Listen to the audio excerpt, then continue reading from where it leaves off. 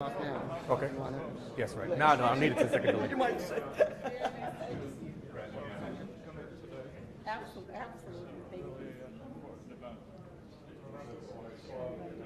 Thank you. You can't sit back there.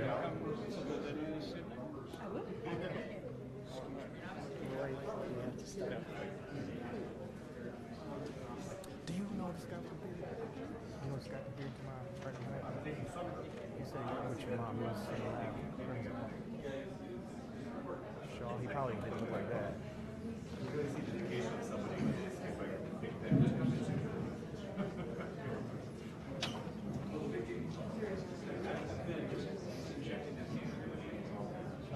Yeah, really.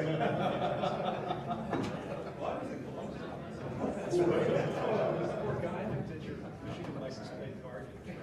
No, it didn't. My role didn't look very long.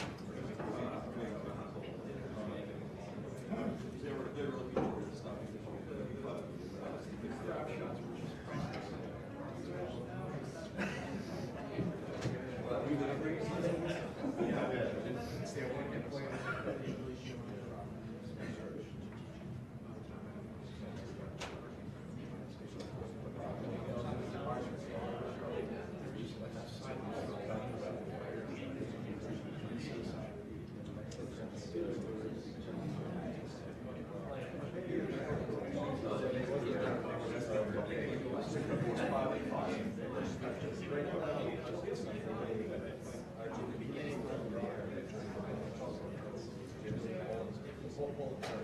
So, hello everyone.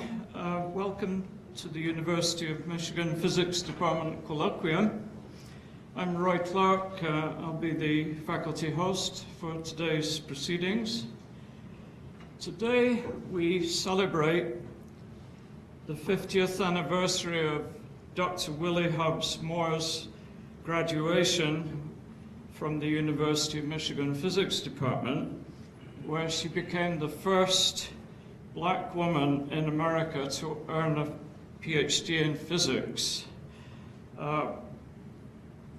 Given the importance of this event, I want to first introduce Dr. Moore's daughter, Dorian, and I'd like to have a very warm Michigan welcome for her.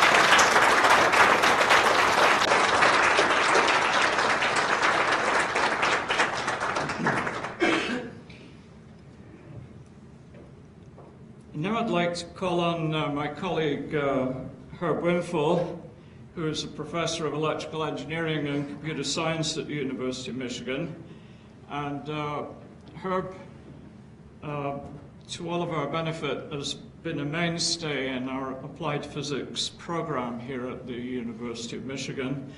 And I'm now going to call on Herb to introduce our speaker today, Dr. Donnell Walton.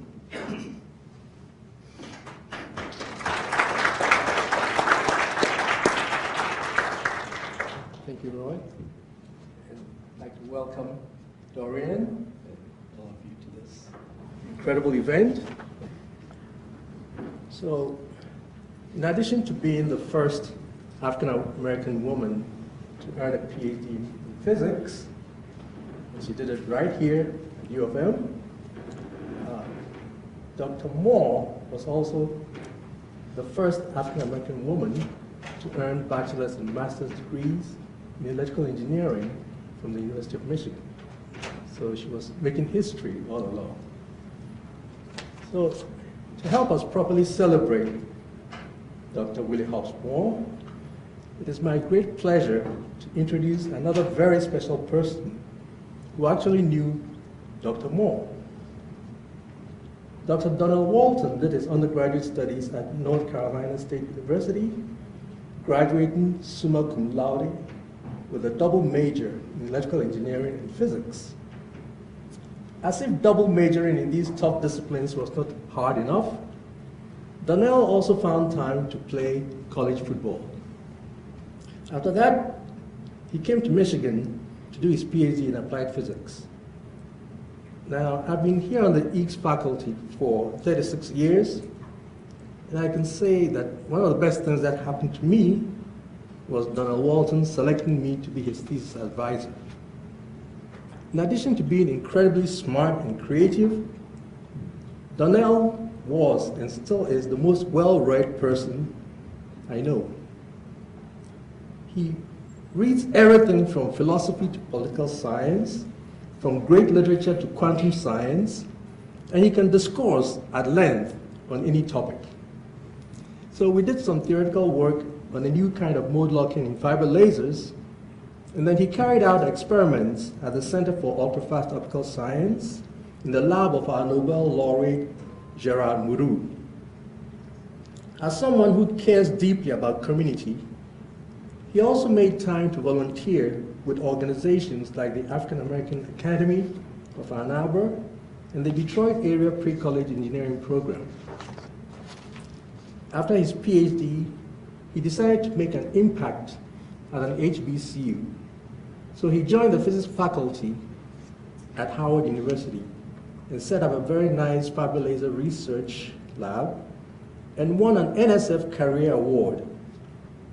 2 years later, he moved to Corning Research Lab. At Corning, he established the company as a world leader in high-power kilowatt-level fiber lasers, and then became the manager of worldwide applications of Gorilla Glass, helping grow revenue from 20 million to over $1 billion. In 2016, he was appointed director of the Corning West Technology Center in Sunnyvale, California, where he leads research and business opportunities in the Silicon Valley region. Last year, he was awarded the ECE Willie Hobbs Distinguished Alumni Lectureship. So please help me welcome our special Willie Hobbs colloquium speaker, Dr. Donnell Walton.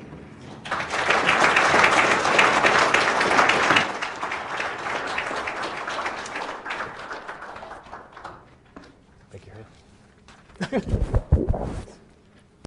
Thanks, Herb. Thank you, Herb, for the generous introduction.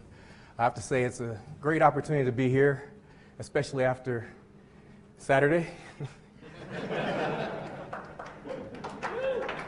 So a couple quick things before I start. One is I'd like to thank Dorian for coming again. It's wonderful to be here. I was worried that I'll get some of the physics wrong and people will give me a hard time. Now you're being here. When I get the history wrong, you'll be able to correct me on that too. Two, my daughter who's teaching down in Baton Rouge just told me that she's tuned in on YouTube, so I want to say hi to her. And three, Herb mentioned that I started off at Howard. And a brief non sequitur before I get started. When I was there, the two assistant provosts, one was name was Don Coleman, the other one was O. Jackson Cole. They were both Michigan alums, and they were very, they contributed greatly to my formative years. About 3.5 years I was at Howard. And it was just really amazing to be out in the world and still have the guidance of Wolverine. So, and I'll actually come back to that a little bit later. So, let's see if I can get this guy to work. There we go. So, this was the working title of my presentation when Roy invited me to present. I said I would like to give some reflections on Dr. Hobbs Moore, her life, and actually talk a little bit about her science. And then after I started pulling it together, okay, let's see. Oh, there we go. Okay, I'm going to be stuck here, I guess. Oh, let's see what happened. Here. After I actually started pulling it together, I realized that the real title is I'm going to talk about her life, her Lagrangians, her loss functions, and a little bit about her legacy. So the scope of my presentation will be, I'll give a few biographical highlights, but I'll focus primarily on her professional biographical highlights, not her personal ones. I'll say a little bit about her personal one. I'll give a brief overview of the research that she conducted while she was at the University of Michigan. Again, this stemmed from the last time I was here, in June.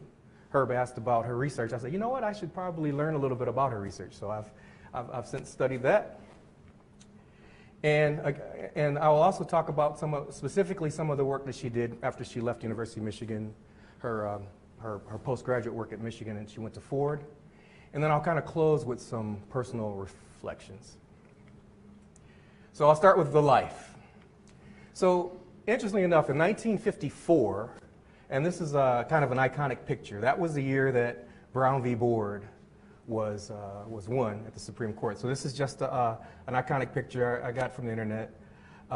Nettie Hunt and her daughter sitting on the steps of the Supreme Court to commemorate that victory. And that just turned out to be the same year that Willie Hobbs Moore came to the University of Michigan to study electrical engineering.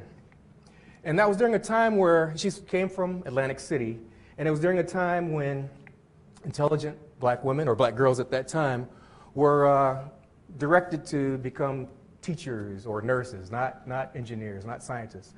However, there was an alumnus that she encountered from the University of Michigan who told her about electrical engineering, and she decided at that point that was going to be her objective. Regardless of being first generation of her family to go to college, along with her two other younger sisters to follow in her footsteps, she decided that's what she was going to do. She hopped on a train and she came to the University of Michigan intent on becoming an electrical engineer.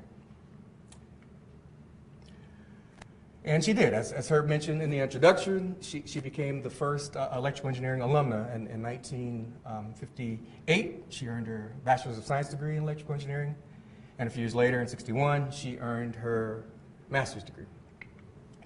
And then she went on to take several jobs in these fields, the first of which was at the Bendix Aerospace Systems here in Ann Arbor. She started there after her master's. Then she went to Stratford, Connecticut to work at Barnes Engineering. Then and there she did some IR calculations, but most of the work, all of the work that Dr. Hobbs Moore did was theoretical work, modeling work, phenomenology. Then she came back to Ann Arbor and worked for a company called Sensor Dynamics, which I'll bring up again a little bit later. After Sensor Dynamics, she came to work at the University of Michigan in the Institute of Science and Technology. And there she did some hypersonic modeling of hypersonic wakes. 67, she worked at KMS Fusion, mainly on computational optics, magnetohydrodynamics. In 69, she worked at Datamax. And during those last two positions, she entered the PhD program at the University of Michigan in physics. She worked with Sam Krim on calculating vibrational modes of molecules with secondary chlorides. And as I started to try to piece this together, in 68, the Macromolecular Research Center was formed here at University of Michigan. So we had an IBM 360 machine, supercomputer that's almost as powerful as your Apple Watch now. But in spite of that, great work. And again, I was talking with Roy about this earlier, just another history of kind of the inner and multidisciplinarity of University of Michigan. It had 26 faculty, 8 different departments from 4 different colleges. So this was kind of the environment in which she came after kind of honing her skills at the different engineering positions. Again, electrical engineering coming over to physics. So physics, I'll talk about her Lagrangians. So she worked on polyvinyl chlorides ultimately, but and specifically secondary chlorides. And secondary chlorides, I borrowed this diagram to show these. The number of the chloride is how many carbon molecules are, the carbon molecules that the chloride is attached to, how many chlorides. So primary would be just one carbon molecule, as indicated here. Let me see if I can get this guy to work. You working? There it is. Yeah, here she is. Yeah, so this one, so it's just attached to one. The secondary chloride, right? So this carbon is attached to 2 others. And this tertiary, right? This carbon is attached to 1, 2, 3 others. So she's trying to understand these, and ultimately in PVC. But initially, again, this is the late 60s. We don't have the advantages of GPT-3, right? So she, as I look at and as I kind of describe the work that she did, she was like an actual, with an IBM 360/67, she trained the model that she created on these smaller chloride molecules, chloride-containing molecules, and then went on to extend that to the much more complex PVC, and we'll kind of walk through that. So the first two molecules that she looked at, and these were kind of more well-known to test the force fields and the potential wells that she came up with, and I'll show those, the Lagrangians, were this kind of 2-chloropropane and this 2-chlorobutane. So these are kind of the first ones that she started doing these calculations, primarily on vibrational calculations, so looking at Raman and infrared, and then using a least squares fit to the known lines to those. And this is all classical, right? So there's no quantum mechanical calculation. So this is all, I'll just show a few equations, but almost everyone's here is familiar with this. Is the main thing I got a chance to do as I kind of read through her thesis was to reacclimate myself to chapter 6 of Goldstein, if you guys are interested in oscillations. Actually, it was acclimating. I realized as I was doing this, I don't think I understood it the first time. So again, since it's classical, she's not able to look at these kind of change in the dipole, or the infrared active, or the Raman activity comes from the change in the polarizability. In addition to the computing power, she's able to use every physicist's favorite symmetry to try to look at as these molecules became more and more complex, to eliminate some of the conditions which I'll show by symmetry arguments and group theory. And the good thing is because the electron orbitals are so, I won't say hyper-localized, but very localized, the force constants that she was able to calculate and then fit to the smaller molecules I just showed would then be applicable to the larger, more complex molecules in her thesis work. And then going on, skipping ahead into the future, some of the protein work that she did later as a research scientist at Michigan. So, chapter 6 of Goldstein.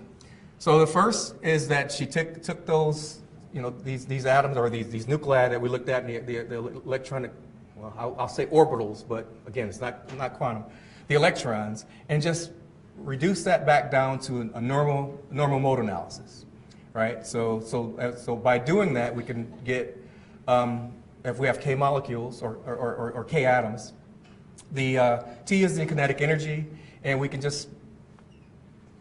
look at that as in the 3 directions, X, Y, and Z, and where the mass is the mass of the ith ion, these kind of delta parameters here are the displacements from equal. So again, this is a normal mode analysis of the kinetic energy. And we think about the potential energy, we can actually work that out in normal mode analysis as well. And after we write all these things out, again, vis-a-vis Goldstein, we can make some arbitrary determinations. Like we can just say that the baseline potential V0 is we can set that equal to 0, and then we can also say the cross terms. We can say that the equilibrium potential energy is a minimum, so that can take all of our first derivatives to 0. So that second term goes to 0. So then we're just left with the cross terms at the bottom, and the higher order terms. Again, we're looking at the limit of very small vibration, very small perturbations, so all of our higher terms are gone. We can assume they're gone. So if that's the case, then we can look at the potential energy as this first summation over 3K, because we have 3-dimensional space, so we have 3 degrees of freedom. And the F sub ij here is what's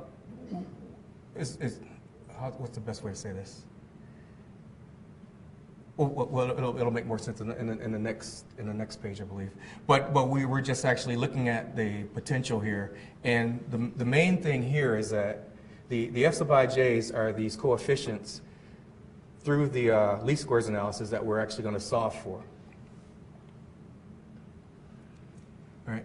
So if we look at this normalized coordinate system, they are only functions as normalized of the velocities and the displacements.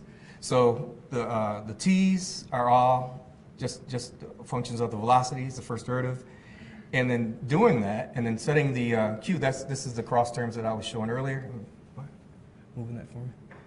Yeah, so we can actually look at we see that it's just a simple harmonic oscillator, right? So we can get this final equation for each of the normal modes, and we have for 3 times the number of molecules, or number of atoms in each one, equations to solve, and that's where the actual computer comes in. So, and just a reminder of what are we solving for. So these are looking at the atoms in Cartesian coordinate space. So these are figures from the actual thesis. So you can see that the first one's in the XZ plane is just showing the location of, say, one of the atoms that we're looking at. So, and from this, most importantly, we can look at all of them, so we can see the atoms. So we can look at the translation. Well, I think the next slide will show. Yeah, the translation. The translation of along each one, the bending, and then also the torsional. So these are the degrees of freedom that we're solving for the known atoms initially, and then we'll come back and then fit those potentials to the known spectra. So what happens? We have some known spectra that have been measured, be it infrared or Raman. So we have some lines there. The literature has already stated some propositions of what modes they correspond to for the smaller molecules, and then she'll go on to extend those force fields to the polyvinyl chloride. So, and so the challenge here, so again, classical mechanics, it can be deceptively hairy. The challenge here is that we know that the number of force constants we need as we're thinking about an entire class or species of isomers can be many more than, so it's an underdetermined system. We have many more force constants than the number of observed frequencies. So we're going to be limited just by trying to match everything by the spectra that are the known spectrum. And the small perturbations of the vibrations are not the only source of these frequencies. They can have anharmonicities, and they can also have resonances, in depending on the atomic species. So because of this, we have to study multiple molecules to get force fields that would have the same constants.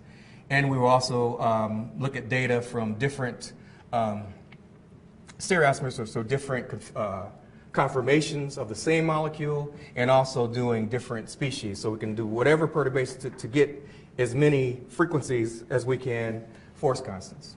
All right, so we can, and I'd say, for example, replacing some of the hydrogens with deuterium. And the other one, to kind of reduce this problem to something that's tractable, not just using Raman and infrared, but also X-ray diffraction, and also NMR was used to kind of confirm a lot of these measurements. Did you have all these capabilities in the lab? Yeah, so I knew infrared, Raman, so XRD. The XRD was in a different building. Close enough. Again, multidisciplinary, right? It's the key. So it's great. That's another reason why it's great to be at this at U of M. So the first thing is to take those molecules that we showed earlier, the chlorobutane, and to get those force constants, and then to go to a slightly more complex polymer. This is the kind of the trichloroheptane. And then we were able to, so this is, I make this analogy to machine learning. So the other ones were, you can kind of think of those as a training set, get the fitting parameters, and then actually extend that one to this new, slightly more complex structure. And then we're able to get structural information that we need on PVC. Is going to be a lot more complex. So now I'll actually show the kind of the results. I know that's small, but this is extremely cool because the first column are the frequencies that were known either from literature or measured in the lab locally, and these the second two rows or columns are her calculations, and the TTT and the TTGG are just two confirmations of that molecule on the preceding chapter, and we're looking at just a few percentage difference between what's measured and what is actual calculated. So it's amazing stuff. And I think about Again, working with a computer that's not as powerful as a watch today, and you know, being a family person at this time. It's hard enough to focus, you know, if it's just the science, right? And then after kind of showing that, she went ahead and extended to the actual topic of her thesis, which was looking at these the force constants that she determined on the prior smaller complexes, and to extend that to polyvinyl chloride. And once again, just looking at these, the observed frequencies and the calculated frequencies, just, you know, we're talking about single-digit percentage differences, and amazing stuff. So looking at symmetries, assuming what these modes, these normal modes correspond to, be they torsional, be they bending, be they just in plane, and being able to make these determinations and calculations with it to coordinate. It's just fascinating to me. The other aspect of it was, one of the contributions of her thesis was there was a torsional mode in the PVC that had not been hypothesized before, mainly because it was, I truncated this. There are pages and pages of these frequency pairs, but there are some very small, the torsional ones, as you can imagine, you know, very low energy, and there's NMR was actually used to corroborate those, but she was able to uniquely identify some torsional modes in PVC that had not been seen before. So very interesting stuff. PhD thesis, and then the macromolecular facility started moving into biophysics, and so she and Sam Krim spent 5 years after her thesis extending this work from the complexities of polychloride to working on peptides, polypeptides, and proteins. So much more complex, many more degrees of freedom, assumptions that had to be determined by using multiple modalities of measurements. And even with this work, I picked one of her papers with the computational ability of the error. This stuff is even closer. I mean, most of these are like dead on, right? If you look at the, I think that this silly pointer has more computational power than she was using. But yeah, I mean, we're dead on here. So her models got increasingly more complex and increasingly more precise, and from this, even more accurate. So very, very nice stuff. So this was 5 years looking at more, and even these proteins today are still used as model proteins. So, you know, AlphaFold is used for this today, right? To actually looking at it, but this is looking at predicting different conformations based on first principles, classical mechanics. And that was, so that was her, the PVC was her PhD dissertation, and then the protein work was 5 years as a lecturer and a research scientist here at Michigan. And then she went over to Ford from Michigan, and then I'll talk about loss function. Any questions or comments so far?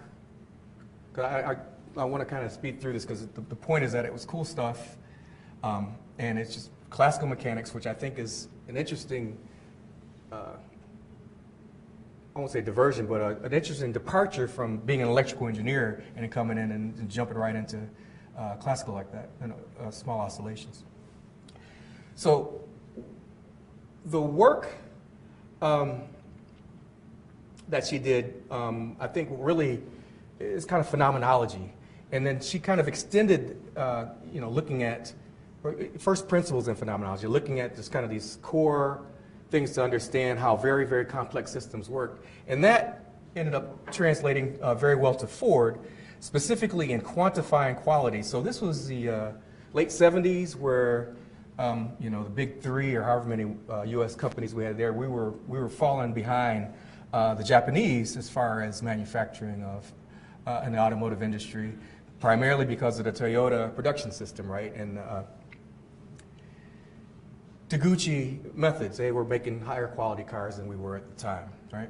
So the Taguchi principles are the primarily ones that kind of are fourfold. And this comes from what was a canonical book in quality that she was a co-author on. The principles were cost is a more important element for any product. It's the most important element. Even as a consumer it is, right? Cost is the most important element. Cost cannot be reduced without any influences on quality, right? You just can't just arbitrarily say, I'm going to start charging you 2 cents for this instead of 5 cents without some impact. It hasn't. Quality can be improved without improving the cost. And this can be achieved by the utilization of interactions with noise. So how can you, so this is basically improving your processes. And the last one is cost can be reduced through any quality improvement, right? If I can actually, it's the elimination of waste. So these are kind of principles, very qualitative principles. Or kind of how much it costs to produce something is how much it costs the raw materials, how to process it, to control that process. And something that's becoming even more important now as we become more aware of sustainability, what is the environmental impact on this, right? And the controls are how much it costs to control the production, the equipment of the production, or everything in those and that, and also how much does it cost to control the quality. So these are, again, very qualitative, even though I have a quasi equation there.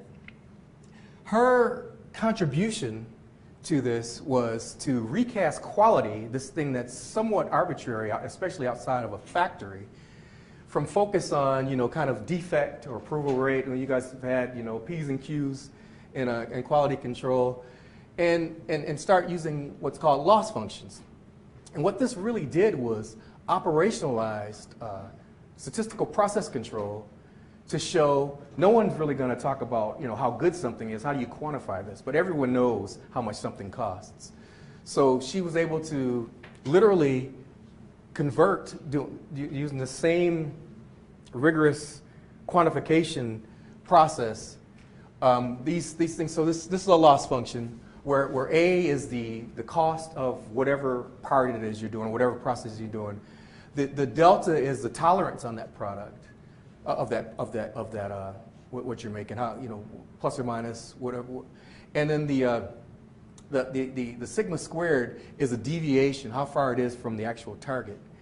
And since A is in dollars and those squared things, L is in dollars. So what she was able to do is actually show that if this part or this process was this far out of control, it will cost you this amount of money. And this changed the hegemony in the U.S. auto industry, basically, to start. Executives can understand that. They don't care about sigma squared and delta squared. They care about dollars to the first power, right? So being able to translate that was able to not only change how the Ford and the auto industry did production, but they also started doing similar or analogous processes, even in R&D. And we even use some of these kinds of things now, thinking about what is the impact of this and being able to quantify that in dollars. Actually, the most important thing about this slide is that I put that on back there at the bottom part, so that actually showed that it impacted the bottom line. But it's a visual pun there for everyone to make sure you're awake. But yeah, so this was extremely important work. Helped the United States kind of reclaim competitiveness in not just automotive, but manufacturing back when, remember when we made stuff back in the United States? And also went beyond that to even impact the other areas of industry, including research and development.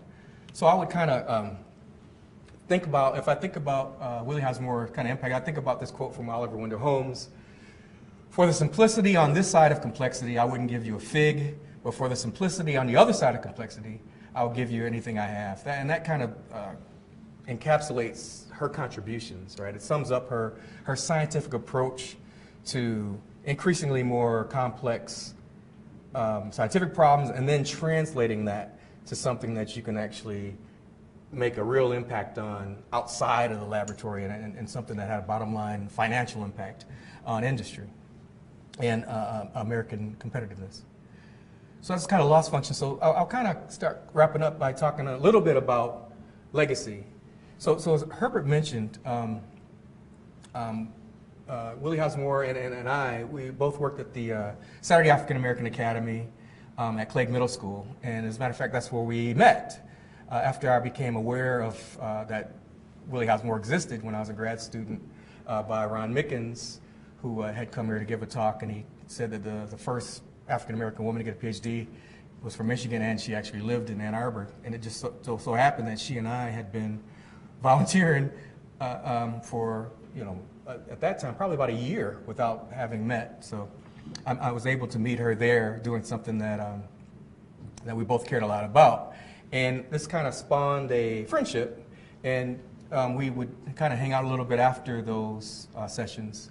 And there were kind of three topics that we would discuss, kind of like obviously this STEM, the importance and how do you actually implement STEM education for traditionally underrepresented people, the history of science, and specifically things, African Americans in science. Like I was saying, we have to have more, and she would actually give me the context that, well, believe it or not, University of Michigan and Princeton were the kind of top producers of African Americans and PhDs in the 50s and 60s in the United States. Numbers are still small, but like Homer Neal, for example, came out of Michigan in '66 or so, and she kind of made me aware of those things.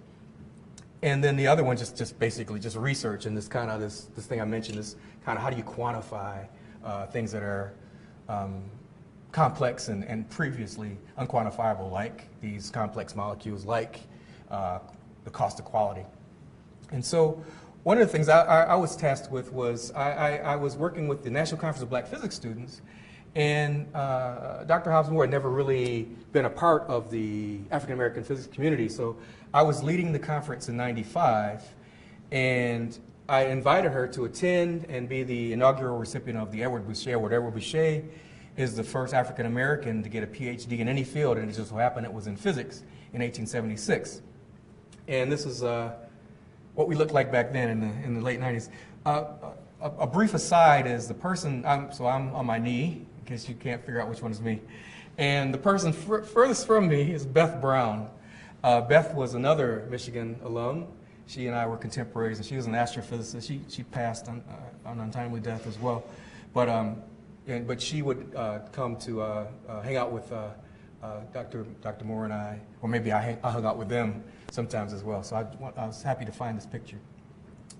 And then so she was going to come to the 1995, but unfortunately we lost Dr. Hobbs Moore in '94. So she was able to, or she was offered this award posthumously. So that's '94. 10 years later, Michigan honored her and Elmer Imes, who was the second African American to get a PhD in physics, and he got it in the University of Michigan in 1918. So in 2004, I was invited to give a talk about her, and basically just knowing her, and I didn't realize how I hadn't really processed her untimely passing at the time. So while I was presenting, I won't do it today, so you won't have that. I actually started to cry. The reason that's important is because my daughter was 5 years old, and she had just discovered YouTube. And this was on YouTube. So one of the first things she saw on YouTube was, she said, "Dad, I saw you on YouTube. You were crying." So, but the real highlight of that day was that was the first time I was lucky enough to meet Dr. Dorian Moore back here. And then, fast forward many years later, 2021, Herb invited me to talk about Dr. Hobbs Moore's legacy at a Juneteenth event, virtual, because it's 2021. Dorian was there, and she actually wrote in the Zoom chat, "Hey, this is Dorian. I really appreciate you guys honoring my mother." And I wrote her back and said, "Hey, Dorian, we should be in touch. Here's my email." Crickets. She never responded. Didn't respond. That's important. And then James Mickens, who got his PhD here, he told his dad, Ron Mickens, about this event. Ron was the person that first told me that Dr. Willie Hobbs Moore existed, and set me on a quest to find her. And because of that, Ron was writing a paper for Physics Today that has since published, and he had some questions about Willie that he didn't know the answers to, so he asked me, and I didn't know the answers to them, so I had to try to figure out how to do them. And he asked me, "Why don't you contact Dorian?" I said, "I'm not contacting her anymore. She don't respond to emails." So I eventually did contact her. We got in touch, and we were able to get the answers to the questions that he had. And moreover, for the 50th anniversary, Ron also talked me into organizing a symposium at the American Physical Society March meeting this year to commemorate this 50th anniversary and of black women having PhDs in physics. There are about 150 now. And those themes that we spoke about during our time together of, kind of history of African Americans. I had Dr. Jamie Valentine, who was a PhD from Johns Hopkins, and she's a patent examiner. She spoke, and she's also the founder of the African American Women in Physics organization. So she spoke about the history of black women in physics at this. Jercita Jones is a professor at NYU. She does lots of outstanding work that I didn't even know about before this in the community for black and brown students there in New York City, a lot of which she finances out of her own pocket. And Dr. Nadia Mason, who I'm sure has spoken at a symposium here as a professor at University of Illinois, she spoke on her superconductivity research, and she was, last year, I guess she was inducted into the, as a fellow at American Physical Society, and this year she was inducted to the National Academy of Sciences, so just an outstanding researcher. So this was a pretty well received symposium, again inspired by the 50th anniversary. So my second to last thought is, I mentioned earlier, Don Coleman, when I was at Howard, he was the associate provost, but after I left, he went on to become the provost. When we did this symposium, I posted something about it on LinkedIn, and he responded that he remembered her. I didn't know that he even knew her, but he responded to my thing to saying that he remembered how she had tutored him when she was a year or two ahead of him at the University at electrical engineering, and how she tutored him, and the way she taught people was always first principles. It would be like not that she was teaching you something, but she was reminding you of something you already knew. So that was just such an important thing, because Don was independently kind of a mentor of mine when I was at Howard. I had no idea that he had been mentored by another mentor of mine, decades earlier. Another person that I just found out about this year, again, and kind of looking through these things, is Samuel Harmon. Samuel Harmon was a friend of Willie's back in the 60s, and two of the companies that she had worked at, Sensor Dynamics and Datamax Corporation, they were his company. He founded those companies. So she worked with, so I never heard of this guy. He got his undergraduate at Wayne State, but he worked on his PhD, but I think he was ABD here at electrical engineering at University of Michigan.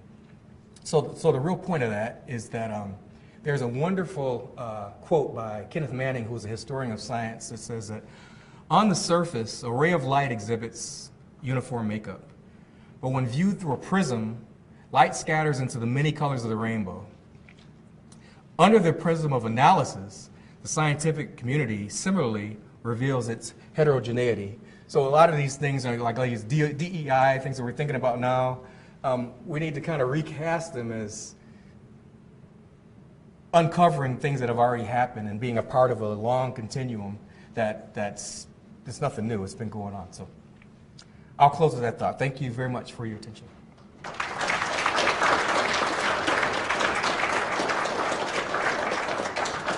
Oh, that's my background. Sorry about that. Yeah. This is the part where I'm supposed to say go blue, but I don't think I have to. You can't say it better than that. Again, any questions or comments?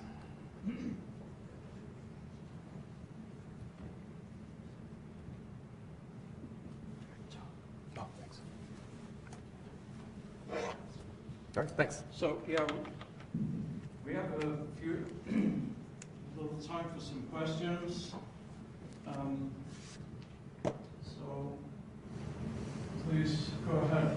Yeah, I'm curious, what was your work like at Plague Middle School? What kind of program was it? What were you doing with the students there?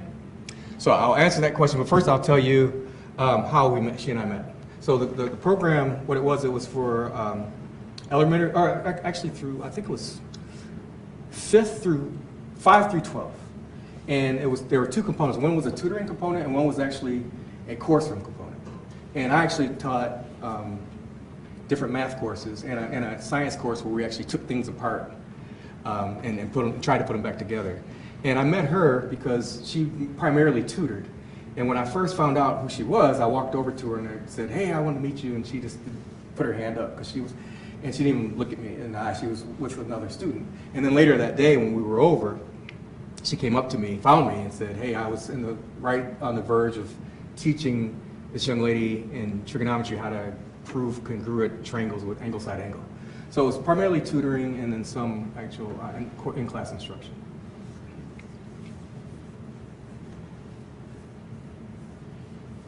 I have a quick question. No one else has a question? No, Well, actually, this is more of a comment. We're standing here in the David Dennison Colloquium Hall. We're about to celebrate the second black scientist who got a PhD in Michigan, Albert Imes, with a memorial in the spring. He worked with Harrison Randall on very fundamental quantization of rotational modes in molecules, diatomic molecules, and then you fast forward through a whole spectacular range of spectroscopic discoveries, including including the work that you just described. So there's a long history here. And Edward Boucher measured, the first person he did refractive indices. So optics is the future. Yeah. So for us here at the University of Michigan, this is really deep in our hearts. And when we teach courses, we're teaching. I'm teaching a course now that has that diagram of an organic molecule, and they're looking at the Raman modes and figuring out, the similarities between different molecules. So it's a kind of enduring spectroscopic tradition, and I saw it really clearly out of your talk. And thank you for doing that. I actually had a question. Oh, really? The question is, large organizations, they have their own complexities, and you kind of indicated that there are similarities between very old established ones and newer ones. Is there a physicist's way of looking at that? And how is that going to be in the future? Ooh, so, no, that's a great question. The answer is yes and no.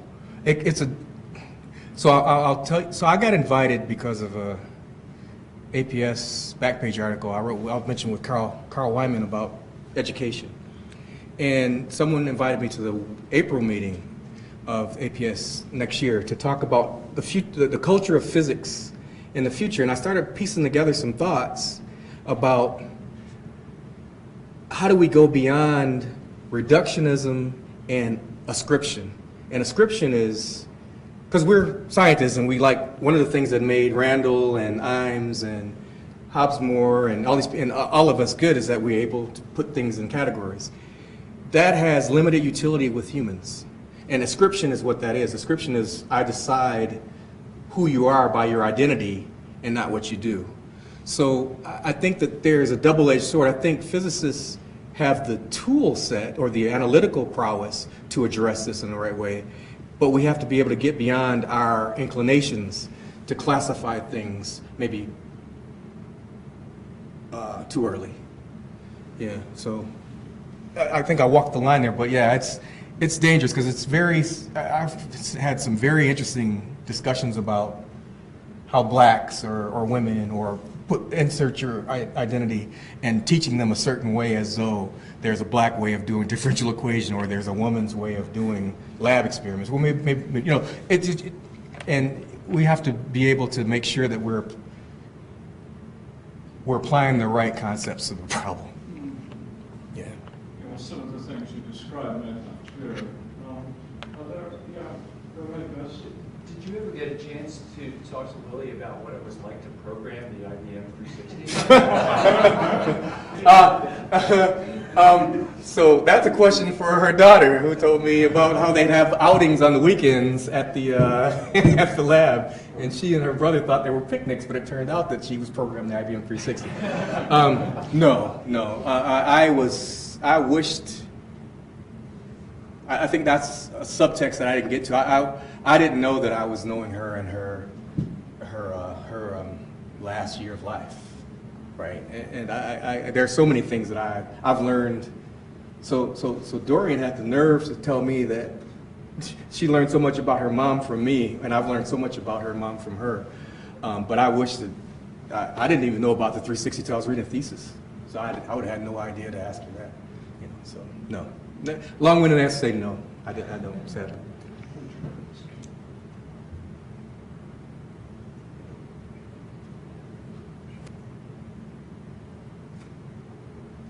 All right. Oh. This is a real question of one of those Roy Clark guys. So your last but one slide showed a portrait of family. Mm-hmm. You want to introduce the people in that picture? I will introduce the ones I know, and then I'll ask someone who's in the picture to maybe give some insight on the other ones, the two. So, am I not sharing anymore? I think this thing just decided. Okay, there it is. So that's number 53. That's probably not the question you're asking. So this is Willie in the front, her husband Sydney, Dorian, Christopher. Who are the other two women? My cousin and my best friend from 6th grade. That's good upbringing. I don't know anybody from 6th grade. Well, more importantly, they don't know me. My best friend from 6th grade. Wow. Still my cousin. Wow. Yeah. And where were you guys going? Diddy up. You remember? Or you were there probably. This is probably where it is, wherever it is. Yeah. So, was that 6th grade for you? Was it 6th grade? Okay. I have to phone a friend, but I got an answer. So, last chance. I got backup here. If I don't know the answers, I can get them. All right.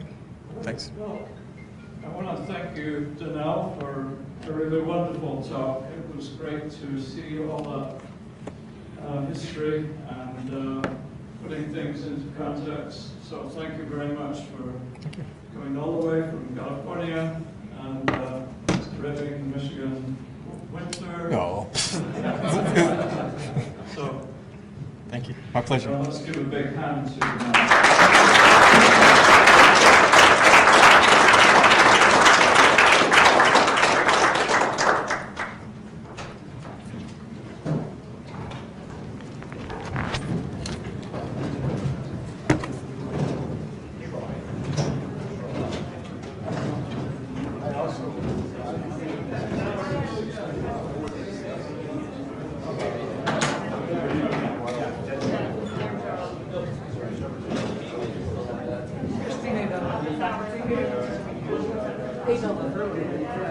I just want to thank you for coming.